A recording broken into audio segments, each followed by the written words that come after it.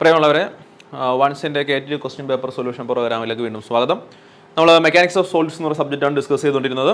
2022 വർഷം mechanics of solids എന്ന സബ്ജക്റ്റിൽ നിന്ന് ചോദിച്ചിരിക്കുന്ന ക്വസ്റ്റ്യൻസ് ആണ് നമ്മൾ ഇപ്പോൾ നിലവിൽ ഡിസ്കസ് ചെയ്യുന്നത്. സോ മൊഡ്യൂൾ 1ൻ്റെ വീഡിയോ ഓൾറെഡി നമ്മൾ അപ്ലോഡ് ചെയ്തിട്ടുണ്ട്. മൊഡ്യൂൾ 2ൻ്റെ 2022 ഡിസംബർ മാസം ചോദിച്ചിരിക്കുന്ന ക്വസ്റ്റ്യൻസ് ഏതൊക്കെയാണെന്ന് നോക്കാം.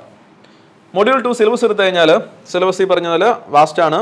പക്ഷേ സിലബസിൻ്റെ നമുക്ക് ഇമ്പോർട്ടൻ്റ് ആയിട്ടുള്ള കുറച്ച് ഏരിയാസ് എന്ന് പറഞ്ഞു കഴിഞ്ഞാൽ stress strain diagram, stress strain curve four ductile and brittle material. Actually ഇത് മൊഡ്യൂൾ 2ൽ നിന്ന് വരുന്ന ക്വസ്റ്റ്യൻ ആണ്. പക്ഷേ ഈ ക്വസ്റ്റ്യൻ പേപ്പറിൽ മൊഡ്യൂൾ 1ൽ നിന്നാണ് ചോദിച്ചിരിക്കുന്നത് അല്ലേ.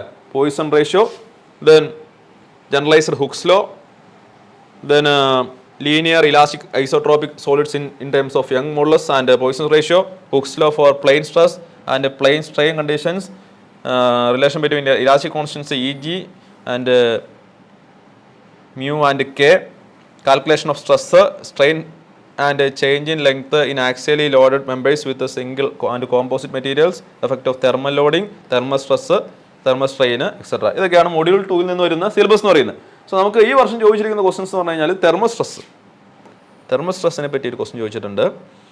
അതുപോലെ തന്നെ അവിടെ നിന്ന് ഒരു പ്രോബ്ലം ചോദിച്ചിട്ടുണ്ട്. തിയറി ക്വസ്റ്റ്യൻ ഉണ്ട്, അതുപോലെ തന്നെ പ്രോബ്ലം ചോദിച്ചിട്ടുണ്ട്. സിമിലർലി നമുക്ക് ചോദിച്ചിരിക്കുന്ന മറ്റൊരു ക്വസ്റ്റ്യൻ എന്ന് പറയുന്നത് സ്ട്രെസ് ഇൻവേരിയൻസ് ഓക്കെ ചോദിച്ചിട്ടുള്ള ക്വസ്റ്റ്യൻ ആണ്. സോ നമുക്ക് നോക്കാം, ക്വസ്റ്റ്യനിലേക്ക് പോവാം. First, write down the general expression for the temperature stress and explain the terms in it. Okay, 3 മാർക്കിൻ്റെ ക്വസ്റ്റ്യൻ. രണ്ടാമത്, what are the stress invariants, why would they remain invariant. Stress invariants എന്ന് പറഞ്ഞാൽ എന്താണ്, എന്തുകൊണ്ടാണ് അത് ഇൻവേരിയൻ്റ് ആവുന്നത്. Okay, ഈ 2 questions. First ക്വസ്റ്റിലേക്ക് പോവാം. Write down the general expression for the temperature stress and explain the terms in it. So temperature സ്ട്രെസ്സിൻ്റെ എക്സ്പ്രഷൻ എഴുതുക, അതിൻ്റെ എന്താണ്, അതിൻ്റെ ഓരോ ടേംസ് ഏതൊക്കെയാന്ന് പറയാമെന്ന് ക്വസ്റ്റ്യൻ. സോ ടെമ്പറേച്ചർ സ്ട്രെസ് അഥവാ തെർമൽ സ്ട്രെസ്, സിഗ്മ തെർമൽ, അതിൻ്റെ എക്സ്പ്രഷൻ എന്താണ്, alpha into change in temperature into Young's modulus ആണ്. Okay, alpha into change in temperature into Young's modulus. So ഇതിൻ്റെ ഓരോ ടേംസ് ഏതൊക്കെയാണെന്ന് ചോദിച്ചാണ്. ഒന്നാമത്തെ ടേം, ഈ ടേമിൻ്റെ പേരെന്താണ്, coefficient of linear expansion. Coefficient of linear expansion. രണ്ടാമത്തെ ടേം എന്താണ്, ചേഞ്ച് ഇൻ ടെമ്പറേച്ചർ അല്ലേ, ചേഞ്ച് ഇൻ ടെമ്പറേച്ചർ. മൂന്നാമത്തെ ടേം എന്താണത്, യങ്സ് മോഡുലസ്. എന്താണ്, യങ്സ് മോഡുലസ്. സോ ഇതാണ് എന്ത്, തെർമൽ സ്ട്രെസ്സിൻ്റെ എക്സ്പ്രഷൻ. ജസ്റ്റ് എക്സ്പ്രഷൻ എഴുതുക, ഓരോ ടേംസ് എന്താണെന്ന് പറയാം. Alpha into change in temperature into E ആണെന്ത്, തെർമൽ സ്ട്രെസ്സിൻ്റെ എക്സ്പ്രഷൻ എന്ന് പറയുന്നത്. ആൽഫ എന്ന് പറഞ്ഞു കഴിഞ്ഞാൽ കോഎഫിഷ്യൻ്റ് ഓഫ് ലീനിയർ എക്സ്പാൻഷൻ ആണ്, ചേഞ്ച് ഇൻ ടെമ്പറേച്ചർ ആണ്, യങ്സ് മോഡുലസ് ആണ്. ഓക്കെ, അടുത്ത ക്വസ്റ്റ്യൻ എന്താണ്, സ്ട്രെസ് ഇൻവേരിയൻസ് എന്ന് പറഞ്ഞാൽ എന്താണ്. സ്ട്രെസ് ഇൻവേരിയൻസ് എന്ന് പറഞ്ഞാൽ എന്താണ്, സ്ട്രെസ് ഇൻവേരിയൻസ് അതിൻ്റെ ഡെഫിനിഷൻ ഇതാണ്. ദീസ് ആർ കോമ്പിനേഷൻ ഓഫ് സ്ട്രെസ്സസുകളുടെ ഒരു കോമ്പിനേഷനാണ്. Which do not change with change of frame of reference. Frame of reference മാറുന്നതനുസരിച്ചോ അല്ലെങ്കിൽ with transformation of coordinate axis മാറുന്നതനുസരിച്ചോ മാറൂലാത്ത സ്ട്രെസ്സസിൻ്റെ ഒരു കോമ്പിനേഷനെ വിളിക്കുന്ന പേരാണ് എന്ത്, stress invariants. Okay, stress invariants എന്ന് പറഞ്ഞാൽ കുറച്ച് സ്ട്രെസ്സസിൻ്റെ കോമ്പിനേഷനാണ്. അത് frame of reference മാറുന്നതനുസരിച്ചോ coordinate axis മാറുന്നതനുസരിച്ചോ മാറൂല. ഓക്കെ, നമുക്കൊന്ന് ഡീറ്റെയിൽ ആയിട്ട് പഠിക്കാൻ എന്താണെന്നുള്ളത്. സോ നമ്മൾ ഒരു 3 ഡയമെൻഷണൽ സ്ട്രെസ് ടെൻസർ കൺസിഡർ ചെയ്യുകയാണ്. Okay, so sigma x, tau x y, tau x z, tau x y, sigma Y Y, tau x y എന്ന് എഴുതിയാലും വൈ എക്സ് എന്ന് പറയുന്നതിലും കുഴപ്പമില്ല ഞാൻ പറഞ്ഞായിരുന്നു. സോ ടോ വൈ എക്സ് എന്ന് ഇതാണ്, tau Y Z, then tau Z X, tau Z Y, sigma Y Y. Okay, ഇനി നമ്മൾ ഈ diagonal elements sigma X X plus sigma Y Y plus sigma Z Z. Okay, diagonal എലമെൻറ്റ്സിൻ്റെ sum അത് നമ്മൾ I1 എന്ന് വിളിക്കുകയാണ്, I1. Okay, then നമ്മൾ ഈ ഈ ഡയഗണൽ എലമെൻറ്റ്സ് എന്ന് വിളിക്കുന്നവരാണെന്ത്, ലീഡിങ് ഡയഗണൽ എലമെൻറ്റ്സ്. ഓക്കെ, ഈ ലീഡിങ് ഡയഗണൽ എലമെൻറ്റ്സിൻ്റെ കോഫാക്ടർ മെട്രിക്സ് ആണ്. ഒന്നാമത്തെ സിഗ്മ എക്സസ് എടുത്തു കഴിഞ്ഞാൽ സിഗ്മ എക്സസ് അതിൻ്റെ കോഫാക്ടർ മെട്രിക്സ്. അതിൻ്റെ കോഫാക്ടർ മെട്രിക്സ് എന്ന് പറഞ്ഞാൽ എന്താണ്? അല്ലെങ്കിൽ അതിൻ്റെ കോഫാക്ടർ എന്ന് പറഞ്ഞാൽ എന്താണ്? കോഫാക്ടർ ഈ റോയും ഈ കോളം എലിമിനേറ്റ് ചെയ്യുക, എന്നിട്ട് ബാലൻസ് ഉള്ളതിൻ്റെ ഡിറ്റർമിനൻ്റ് കാണുക. അങ്ങനെയാണ് determinant of sigma Y Y tau Y Z tau Z Y sigma Y Y. ഇതാണെന്ത്? ഈ സിഗ്മ എക്സസിൻ്റെ കോഫാക്ടർ എന്ന് പറയുന്നത്. പ്ലസ് ടോ എക്സ് വൈയുടെ കോഫാക്ടർ എന്താണ്? ടോ എക്സ് വൈയിലെ സിഗ്മ വൈ വൈയുടെ കോഫാക്ടർ എന്ത് വരും? ഈ സിഗ്മ വൈ വൈ ഉള്ള ഈ റോയും കോളം എന്ത് ചെയ്യുക? എലിമിനേറ്റ് ചെയ്യുക. ബാലൻസ് എന്തുണ്ട്?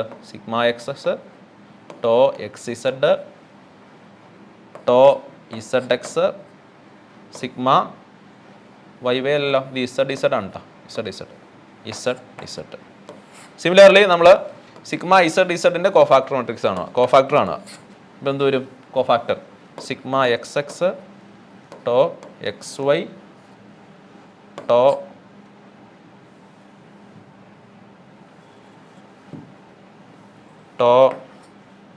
Z x y x sigma Y Y.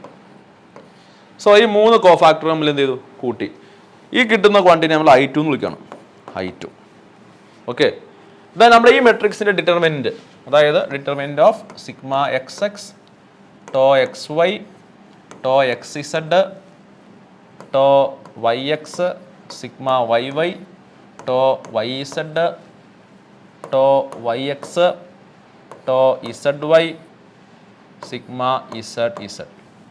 ഈ മെട്രിക്സിനെ ഞാൻ ഈ ഡിറ്റർമിനൻറ്റ് ഞാൻ I3 എന്ന് വിളിക്കുകയാണ്. ഈ I1 I2 I3 ഇതിന് വിളിക്കുന്ന പേരാണെന്ത്? Stress invariants. Okay, stress invariants. I1 I2 I3 ഇവരെ വിളിക്കുന്ന പേരാണ് സ്ട്രെസ് ഇൻവേരിയൻസ്. സോ നിങ്ങൾ ഡെഫിനിഷൻ പറയുക, ജസ്റ്റ് ഇതൊക്കെ എഴുതി വയ്ക്കുക. I1 I2 I3 എന്ന് വിളിക്കുന്നവരാണ് സ്ട്രെസ് ഇൻവേരിയൻസ് എന്ന് പറയാം. ഇനി ഇതിൻ്റെ ഇമ്പോർട്ടൻസ് എന്താ? ഇതിൻ്റെ ആപ്ലിക്കേഷൻ എന്താണ്?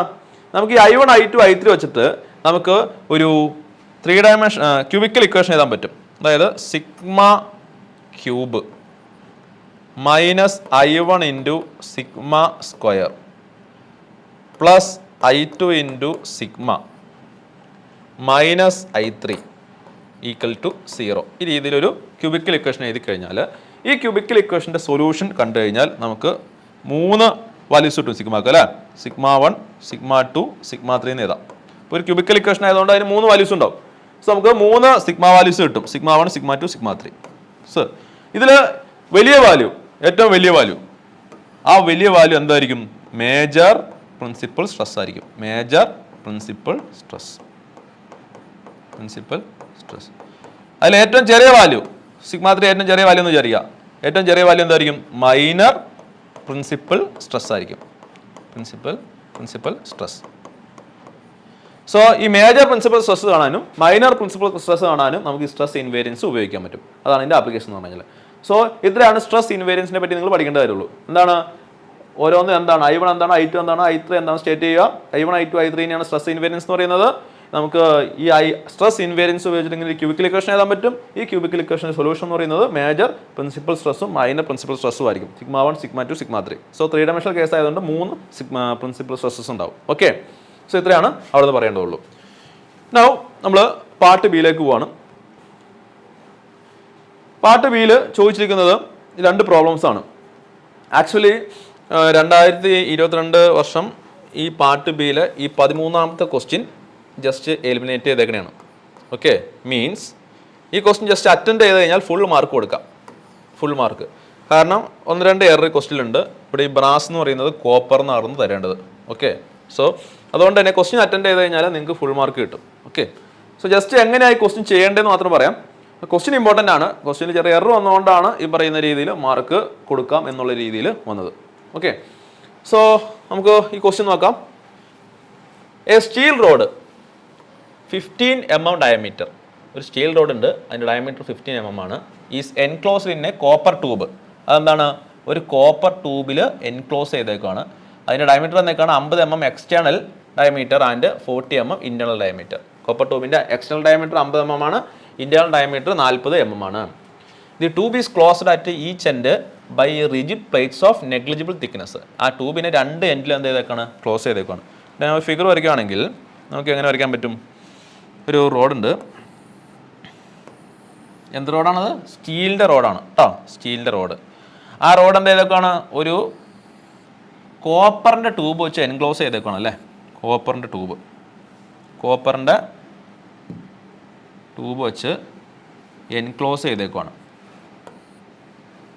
ഇതൊരു കോപ്പർ ട്യൂബാണെന്ന് വിചാരിക്കാം. കോപ്പർ ട്യൂബിൻ്റെ 2 സർഫസ് ആണെന്ന് വിചാരിക്കാം. സോ കോപ്പർ ട്യൂബിൻ്റെ ഔട്ടർ ഡയമീറ്റർ ആണ് എത്രയാണ്? ഔട്ടർ ഡയമീറ്റർ 50 mm ആണല്ലേ? 50 mm ആണ്. ഇന്നർ ഡയമീറ്റർ എത്രയാണ്? 40 mm ആണ്. സോ ഈ ഔട്ടർ ഡയമീറ്റർ 50ഉം ഇത് എത്രയാണ്? 40 ആണ്. അപ്പോൾ തിക്നെസ് എത്രയാണ്? 10 ആണ്. Okay. It is enclosed at each end by a rigid plate. ഇതിൻ്റെ 2 എൻഡിലും ഒരു റിജിഡ് പ്ലേറ്റ്, നെഗ്ലിജിബിൾ തിക്നെസ് ഉള്ള ഒരു റിജിഡ് പ്ലേറ്റ് വെച്ചേക്കുവാണ്. Okay. Rigid plate. Yes, rigid plate. The nuts are tightened on the projecting part of the road. ഈ റോഡിന് 2 projecting part ഉണ്ടെന്ന് പറയണം. Okay, 2 projecting part. So ആ പ്രൊജക്റ്റിംഗ് പാർട്ടിൽ നെറ്റ് ഉപയോഗിച്ച് ടൈറ്റ് ചെയ്ത് വെച്ചേക്കാണ്. ഇത് റിജിഡ് പ്ലേറ്റ് ആണ്. എന്താണ്? ഒരു നെറ്റ് ഉപയോഗിച്ചിട്ട് ടൈറ്റ് ചെയ്ത് വെച്ചേക്കുവാണ്. ഓക്കെ, ഇപ്പം നമ്മളൊരു നെറ്റ് വരയ്ക്കുകയാണ് ഇവിടെ. ഓക്കെ, കുഴപ്പമില്ലല്ലോ. ഇപ്പം നമ്മുടെ റോഡിൻ്റെ പ്രൊജക്റ്റിംഗ് പാർട്ടാണ് ഈ കാണിച്ചിരിക്കുന്നത്. ഇനി if the temperature of the assembly is raised by 60 degree Celsius, actually 60 degree Celsius കേട്ടോ, 60 degree Celsius. Calculate the stress developed in the copper and steel. സ്റ്റീലിലും അതുപോലെ തന്നെ കോപ്പറിലും ഡെവലപ്പ് ചെയ്യുന്ന സ്ട്രെസ് കണ്ടുപിടിക്കുക. Modulus of rigidity of the steel and copper are 210 kN/mm² and 105 kN/mm². Modulus of rigidity എന്നേക്കുവാണ് അല്ലേ? എന്താണ്? 210 kN/mm² ആൻഡ് 105 kN/mm². സോ ചെറിയ മിസ്റ്റേക്ക് ഉണ്ട്. മോഡുലസ് ഓഫ് റിജിഡിറ്റി അല്ല തരേണ്ടത്, നമുക്ക് എന്താ തരേണ്ടത്? മോഡുലസ് ഓഫ് ഇലാസ്റ്റിസിറ്റി ആണ് തരേണ്ടത്. ഓക്കെ, സോ അതുകൊണ്ടാണ് ക്വസ്റ്റ്യൻ ക്യാൻസൽ ചെയ്തത്. So coefficient of thermal expansion of the steel is 12 × 10⁻⁶ degree Celsius. Coefficient of thermal expansion of the brass അല്ല ഒരു ഉദ്ദേശിക്കുന്നത് എന്താണ്? കോപ്പറാണ്. കോപ്പറിന്റെ കോഎഫിഷ്യന്റ് ഓഫ് തെർമൽ എക്സ്പാൻഷൻ തന്നിരിക്കുന്നത് എത്രയാണ്? 18 × 10⁻⁶ ഡിഗ്രി സെൽഷ്യസ്. ഓക്കെ, സോ ഇതാണ് ക്വസ്റ്റ്യൻ എന്ന് പറയുന്നത്. ഇനി ക്വസ്റ്റ്യൻ്റെ ആൻസർ എങ്ങനെ ചെയ്യണം നോക്കാം. അപ്പോൾ നമുക്ക് എന്തൊക്കെ തന്നിട്ടുണ്ട്? ഡയമീറ്റർ തന്നിട്ടുണ്ട്, അതുപോലെ തന്നെ കോപ്പർ ട്യൂബിൻ്റെ ഇന്നർ ഡയമീറ്ററും ഔട്ടർ ഡയമീറ്ററും തന്നിട്ടുണ്ട്, അതുപോലെ തന്നെ നമുക്ക് ടെമ്പറേച്ചർ എന്തോ അത് റൈസ് ചെയ്ത് തന്നിട്ടുണ്ട്. യങ്സ് മോഡുലസ് ആണ് തരേണ്ടത്, ഒരു ക്വസ്റ്റ്യനിൽ മിസ്റ്റേക്കാണ്. ഓക്കെ, യങ്സ് മോഡുലസ് തന്നേക്കുവാണ്, 2ന്റെ യങ്സ് മോഡുലസ് തന്നിട്ടുണ്ട്. അതിൽ തെർമൽ കോഎഫിഷ്യന്റ് ഓഫ് എക്സ്പാൻഷൻ തന്നിട്ടുണ്ട് അല്ലേ? ആൽഫ. സോ നമ്മൾ എങ്ങനെ ചെയ്യണമെന്ന് വെച്ച് കഴിഞ്ഞാൽ ഫസ്റ്റ് 2ലും ആക്ട് ചെയ്യുന്ന ലോഡ് തെർമൽ ലോഡ് അല്ലെങ്കിൽ tensile load and compressive load same ആയിരിക്കും. എന്താ ഉദ്ദേശം അറിയാമോ? ഇത് സ്റ്റീലാണ് അല്ലേ? സ്റ്റീലാണ്. പുറത്തുള്ള എന്താണ്? കോപ്പറാണ്. ഓക്കെ, സ്റ്റീലിൻ്റെ ആൽഫയുടെ വാല്യൂ, കോഎഫിഷ്യന്റ് ഓഫ് ലീനിയർ എക്സ്പാൻഷൻ്റെ വാല്യൂ എത്രയാണ്? 12 ആണ്. എന്നാൽ കോപ്പറിൻ്റെ എത്രയാണ്? 18 ആണ്. അതിൻ്റെ അർത്ഥം എന്താണ്? കോപ്പർ കൂടുതൽ എക്സ്പാൻഡ് ആവുന്നല്ലേ? അതായത് ഹീറ്റ് ചെയ്ത് കഴിഞ്ഞാൽ കോപ്പർ സ്റ്റീലിനേക്കാൾ കൂടുതൽ എക്സ്പാൻഡ് ആവും. സ്റ്റീലിന് അത്രയും എക്സ്പാൻഷൻ സംഭവിക്കില്ല. ഇത് 2ഉം റിജിഡ്ലി ഫിക്സ് ചെയ്തേക്കുവാണ്. സോ റിജിഡ്ലി ഫിക്സ് ചെയ്തുകൊണ്ട് തന്നെ ഈ പറയുന്ന സ്റ്റീലിൽ ഒരു ടെൻസൈൽ ലോഡായിരിക്കും ആക്ട് ചെയ്യുന്നത്. കാരണം എന്താണ്? കോപ്പർ നന്നായിട്ട് എക്സ്പാൻഡ് ആവും, സ്റ്റീൽ അത്രയും എക്സ്പാൻഡ് ആവില്ല. എന്നാൽ 2ഉം റിജിഡ്ലി ഫിക്സ് ചെയ്തേക്കുവാണ്. സോ ഈ പറയുന്ന സ്റ്റീൽ റോഡിൽ ഒരു ടെൻസൈൽ ലോഡ് ആക്ട് ചെയ്യും, അതേസമയത്ത് നമ്മുടെ കോപ്പർ ലോഡിൽ ഒരു കംപ്രസീവ് ലോഡ് ആക്ട് ചെയ്യും. കാരണം വേറെ ഒന്നുമല്ല, സ്റ്റീലിൻ്റെ തെർമൽ കോഎഫിഷ്യന്റ് ഓഫ് എക്സ്പാൻഷൻ കോപ്പറിനേക്കാൾ കുറവാണ്. ഇനി ഈ 2 ലോഡ് എന്തായിരിക്കും? ഈക്വൽ ആയിരിക്കും. ഈ പ്രോബ്ലം ചെയ്യേണ്ടത് അങ്ങനെയാണ്. ഈ ടൈപ്പ് പ്രോബ്ലം വെരി ഇമ്പോർട്ടൻ്റ് ആണ് കേട്ടോ. ക്വസ്റ്റ്യൻ ആൻസർ ചെയ്തെന്ന് വെച്ചാൽ പ്രോബ്ലം ഇമ്പോർട്ടൻ്റ് അല്ല, പ്രോബ്ലം ഇമ്പോർട്ടൻ്റ് ആണ്. സോ നമ്മൾ ഫസ്റ്റ് പറയേണ്ടത് tensile load on the steel, tensile load on steel equal to compressive load on copper. അതാണ് ഫസ്റ്റ് നമ്മൾ പറയേണ്ടത്. ഓക്കെ, ഈ 2 ലോഡ് എന്തായിരിക്കും? ഈക്വൽ ആയിരിക്കും.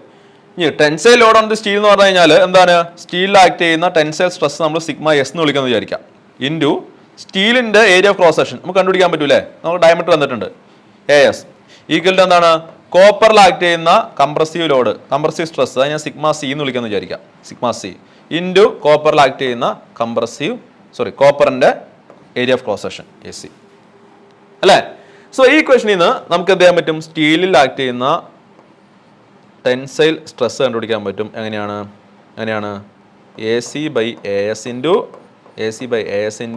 സിഗ്മ സി അല്ലേ.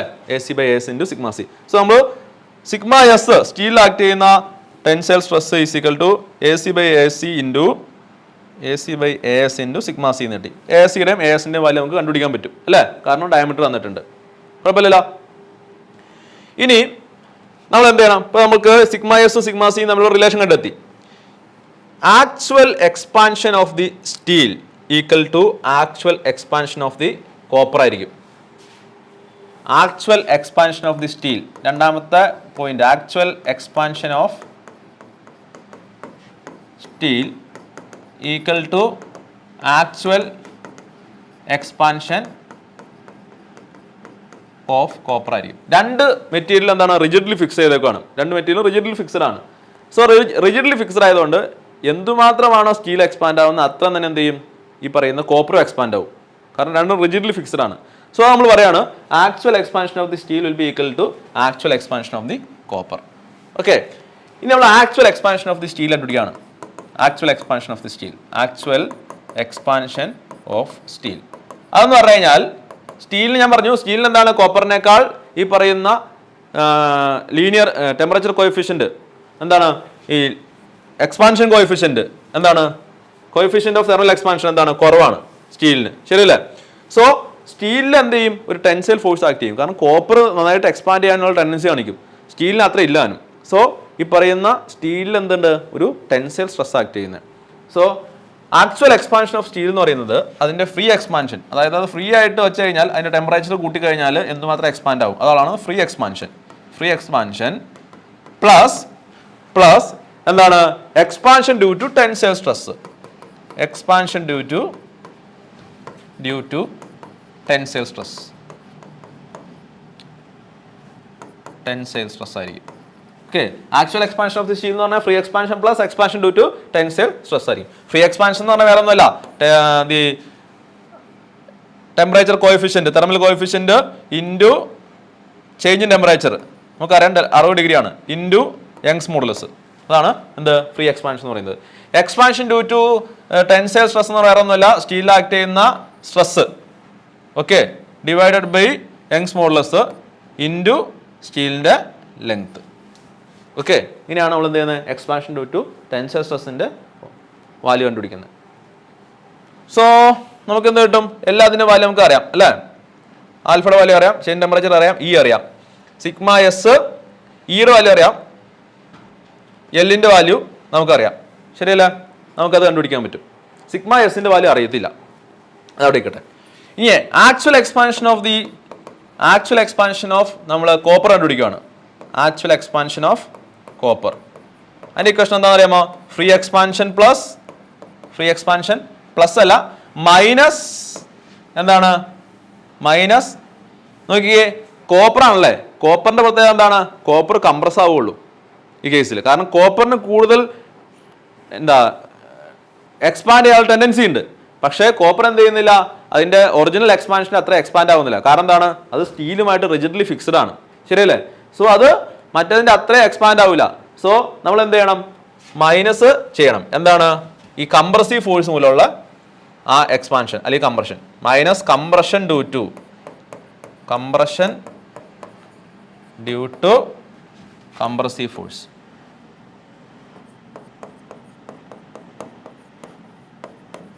ഓക്കെ, സോ നമ്മൾ കോപ്പറിന്റെ കേസ് എടുത്തു കഴിഞ്ഞാൽ alpha delta T into E, alpha of സ്റ്റീലാണ് ഇവിടെ, ആൽഫ ഓഫ് കോപ്പറാണ് ഇവിടെ ഇതുണ്ട്.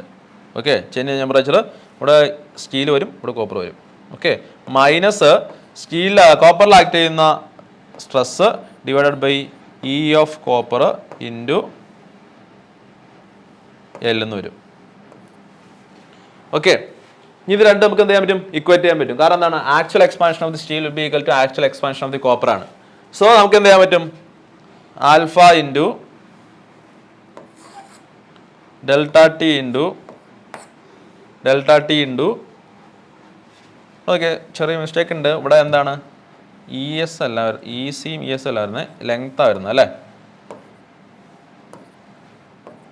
കേട്ടോ ലെങ്ത്താണ് വരുന്നത് രണ്ടിൻ്റെ ലെങ്ത് സെയിം ആണ് കോപ്പറിൻ്റെയും പറയുന്ന സ്റ്റീലിൻ്റെയും ലെങ്ത് സെയിം ആണ് അല്ലേ അതുകൊണ്ട് നമുക്ക് എൽ എസ് എന്ന് എടുക്കേണ്ട ആവശ്യമില്ല എൽ നിർത്താൽ മതി കേട്ടോ സോ ഫ്രീ എക്സ്പാൻഷൻ ഇക്വേഷൻ ഇതാണ് alpha S into delta T into L എന്ന് വരും കേട്ടോ ഇവിടെ അതുപോലെ തന്നെ alpha C into delta T into L എന്ന് വരും സോ ആക്ച്വൽ എക്സ്പാൻഷൻ എന്ന് പറയുന്നത് സോ നമുക്ക് രണ്ട് ഇക്വേറ്റ് ചെയ്യാൻ പറ്റും so delta alpha S into delta T into L plus sigma S by E S into L equal to alpha C into delta T into L minus sigma C by E C into L എന്ന് വരും അല്ലേ എല്ലാ ടൈമിലും എല്ലാം ഉള്ളത് എന്ത് ചെയ്യും എല്ലാം കട്ടായി പോകും ഓക്കെ എല്ലാം കട്ടായി പോകും സോ നമുക്ക് എന്ത് ചെയ്യാം ബാലൻസ് ഇവിടെ നോക്കിയേ സിഗ്മ എസ് ഉണ്ട് ബാക്കി എല്ലാത്തിൻ്റെ വാല്യൂ അറിയാം ആൽഫ എസിൻ്റെ വാല്യൂ അറിയാം ഡെൽറ്റ ടി അറിയാം സിഗ്മ എസിൻ്റെ വാല്യൂ അറിയില്ല പക്ഷെ നമ്മൾ എന്ത് ചെയ്തേണ്ട sigma S is equal to A C by A S into sigma C എന്ന് എഴുതിയിട്ടുണ്ടല്ലേ സോ നമ്മൾ എന്ത് ചെയ്യാം ഈ സിഗ്മ എസിന് പകരം A C by A S into sigma സിയുടെ വാല്യൂ പുട്ട് ചെയ്യുക എ സിയുടെയും എ എസിൻ്റെ വാല്യൂ നിങ്ങൾ കണ്ടുപിടിക്കണം ഓക്കെ എ സി എന്ന് പറഞ്ഞു കഴിഞ്ഞാൽ എന്താണ് കോപ്പർ ട്യൂബിൻ്റെ ക്രോസ് സെക്ഷണൽ ഏരിയ ആണ് അങ്ങനെ കണ്ടുപിടിക്കണേ ഞാനപ്പം പറഞ്ഞില്ലായിരുന്നു pi by 4 into outer diameter minus inner diameter ആണ് കേട്ടോ ഇന്നർ ഡയമീറ്റർ അതുപോലെ നമ്മൾ എന്ത് ചെയ്യണം സ്റ്റീലിൻ്റെ ക്രോസ് സെക്ഷൻ ഏരിയ കണ്ടുപിടിക്കുക ഇത് തമ്മിലുള്ള റിലേഷൻ ചെയ്താൽ നമ്മൾ എന്ത് ചെയ്യുക ഈ സിഗ്മ എസിന് പകരം നമ്മൾ എന്ത് ചെയ്യുക സിഗ്മ സിന്ന് സബ്സ്റ്റിറ്റ്യൂട്ട് ചെയ്യുക സോ നമുക്ക് ഓൺലി അൺനോൺ എന്ന് പറയുന്നത് സിഗ്മ സി ആയിരിക്കും ഇപ്പോൾ നമ്മൾ റീപ്ലേസ് ചെയ്യുക സിഗ്മ സി വെച്ചിട്ട് സോ ഈ ഇക്വേഷനിൽ ഓൺലി അൺനോൺ എന്താണ് സിഗ്മ സി ആണ് നമുക്ക് സിഗ്മ സിയുടെ വാല്യൂ കണ്ടുപിടിക്കാൻ പറ്റും ശരിയല്ലേ സിഗ്മ സിയുടെ വാല്യൂ കണ്ടുപിടിക്കാൻ പറ്റും സിഗ്മ സിയുടെ വാല്യൂ കണ്ടുപിടിച്ച് കഴിഞ്ഞാൽ ഈ ക്വസ്റ്റനിലേക്ക് കൊടുത്ത് നമുക്ക് എന്ത് കിട്ടും സിഗ്മ എസിൻ്റെ വാല്യൂ കിട്ടും ഓക്കെ അപ്പോൾ നമ്മുടെ ക്വസ്റ്റനിൽ എന്നാ പറഞ്ഞിരിക്കുന്ന എന്താ കണ്ടുപിടിക്കാൻ calculate the stresses developed in the copper and steel എന്നാണ് ക്വസ്റ്റ്യൻ ഓക്കെ സോ അതാണ് എന്ത് സിഗ്മ എസും സിഗ്മ സി എന്ന് പറയുന്നത് സോ വളരെ ബ്രീഫായിട്ട് പറയാൻ ഇത്രേ ഉള്ളൂ എന്താണ് ഫസ്റ്റ് നമ്മൾ എന്ത് ചെയ്യുക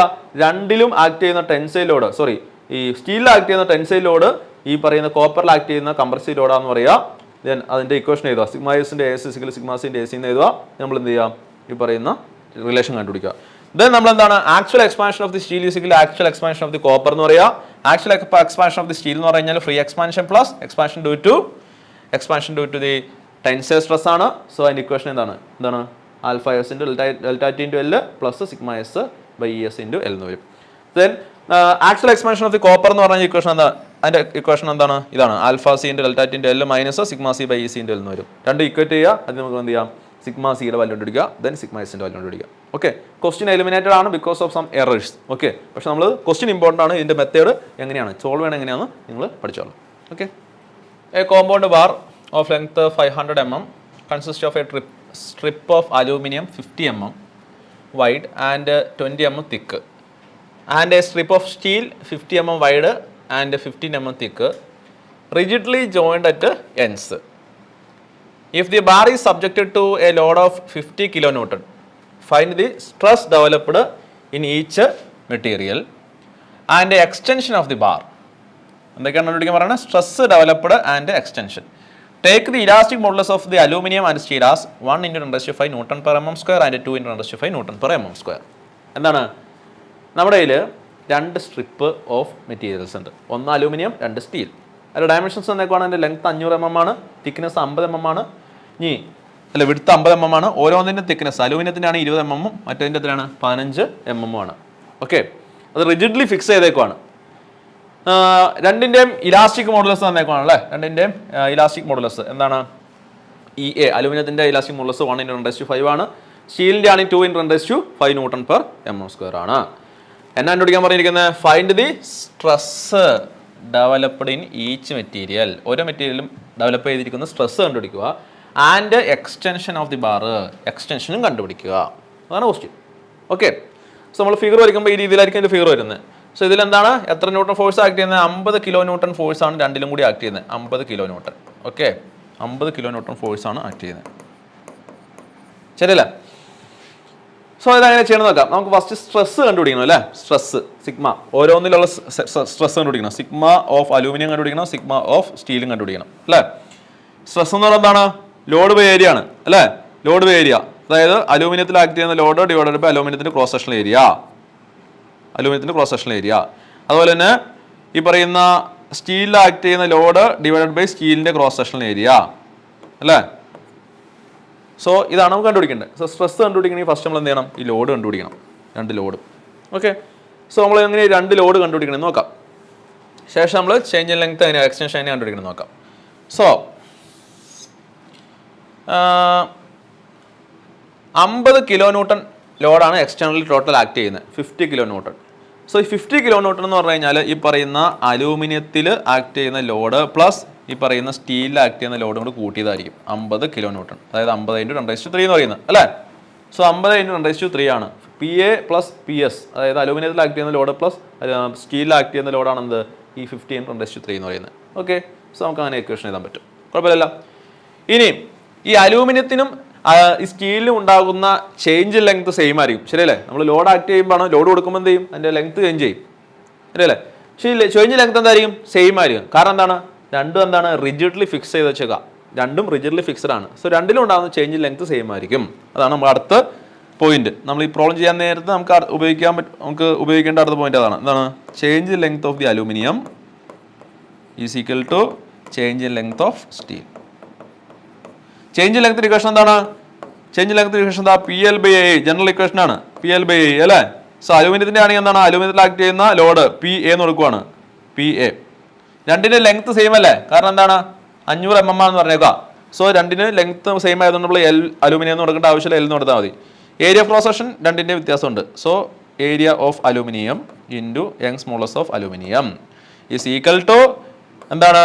load on the steel into length of steel divided by area of cross section of the steel into Young's modulus of the steel.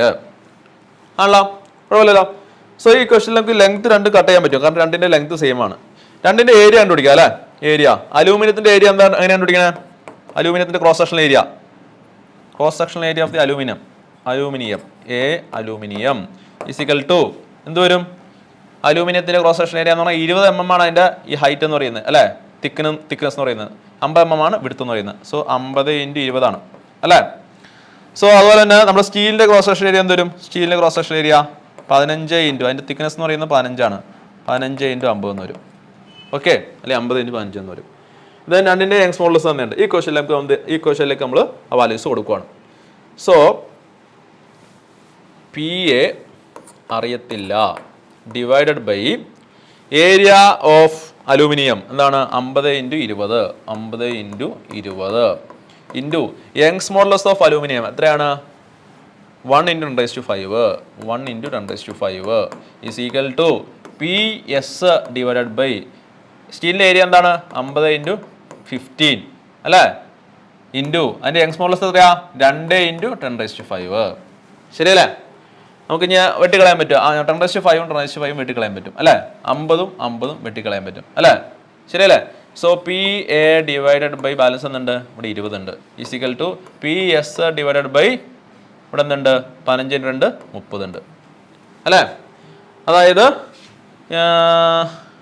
രണ്ടിനും ഈ 0 വെട്ടിക്കളയാൻ പറ്റും. PA/2 is equal to PS/3. അല്ലെങ്കിൽ PA എന്താണ്? PA ഈസ് ഈക്വൽ ടു അല്ലെങ്കിൽ PS is equal to എന്ത് വരും? PS is equal to load on the steel is equal to 3/2 × PA, അല്ലെങ്കിൽ PS is equal to 1.5 PA എന്ന് കിട്ടും. ശരിയാണോ? PS is equal to 1.5 PA. നമുക്ക് already അറിയാം എന്താണ്? PAയും PSും കൂട്ടി കഴിഞ്ഞാൽ എത്രയാ? അലൂമിനിയത്തിൽ ആക്ട് ചെയ്യുന്ന ലോഡ് പ്ലസ് സ്റ്റീലിൽ ആക്ട് ചെയ്യുന്ന ലോഡ് രണ്ടും കൂട്ടി നമുക്ക് എത്ര കിട്ടും? 50 × 10⁻³ ന്യൂട്ടൺ എന്ന് കിട്ടും. ശരിയല്ലേ. 50 × 10⁻³ അതായത് 50,000. ഓക്കെ, സോ നമുക്ക് എന്ത് ചെയ്യാൻ പറ്റും? PA + PS = എന്താണ്? PS = 50,000 ന്യൂട്ടൺ ആണ്. അതുപോലെ തന്നെ PS എന്ന് പറഞ്ഞാൽ 1.5 PA ആണ്. ഓക്കെ, സോ നമുക്ക് എന്ത് ചെയ്യാം? ഇവിടെ സബ്സ്റ്റിറ്റ്യൂട്ട് ചെയ്യട്ടെ ഞാൻ. അതായത് PSന് വരെ 1.5 PA എന്ന് കൊടുക്കുകയാണ്. സോ PA + 1.5 PA അല്ലേ. PA + 1.5 PA is equal to എന്താണ്? 50,000 ന്യൂട്ടൺ. സോ 2.5 PA ആണ് എന്ത്? 50,000 എന്ന് പറയുന്നത്, 50,000 newton. So PA is equal to എന്ത് വരും? 50,000 നമ്മൾ എന്ത് ചെയ്യണം? 50,000 ഡിവൈഡഡ് ബൈ 2.5 അല്ലേ? 50% ഡിവൈഡഡ് ബൈ 2.5 എന്ത് വരും?